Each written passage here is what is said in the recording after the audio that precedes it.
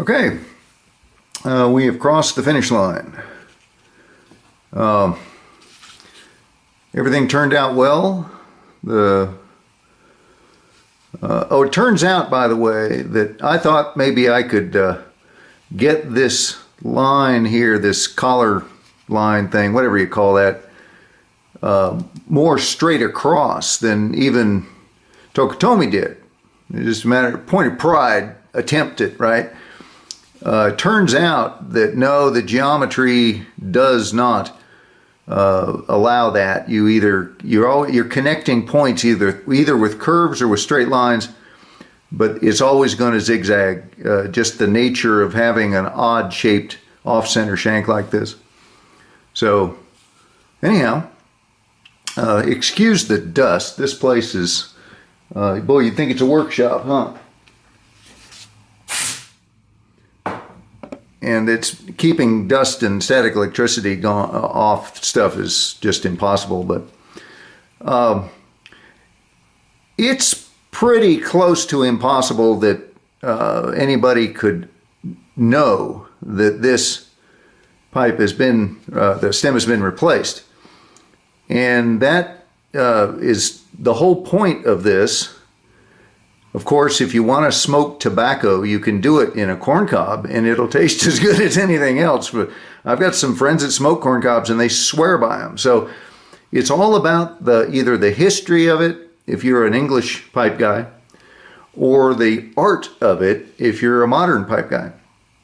And this type of thing we did here is extremely difficult, and most people wouldn't even attempt it. And the result is that a living master, somebody who's one of a handful of the very best in the world, would have one of his pieces forever in a drawer. And it could not be smoked by definition. And most repair guys would probably turn down the work because they would say, well, I don't have the equipment or the experience or whatever. And they wouldn't want to booger up the stummel.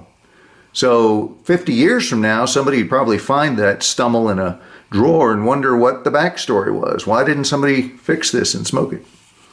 And I'm hoping with these videos to light the fire under somebody who wants to keep these things from dying. Not much more to be said. That's how I feel about it. Ask me in another year or 10 years and I'll give you exactly the same answer. So, all is well, and we can call this one a wrap. And I got more stuff up my sleeve for upcoming vids, and it gets easier for me to tape stuff all the time. Just familiarity makes a big difference when you're doing this sort of thing. So, again, the questions and answers are in a separate video. It's a separate playlist, even with just one video explaining why everything goes there.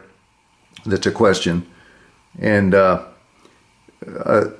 ahead, and if you've got any ideas of something you would like to see done, or even just a simple question like where do you get that whatchamacallit that you used in tape 92 or whatever the question might be. So anyway, feel free to use that or abuse it, whichever you're inclined to do. And I will be seeing you around, as they say. Take care.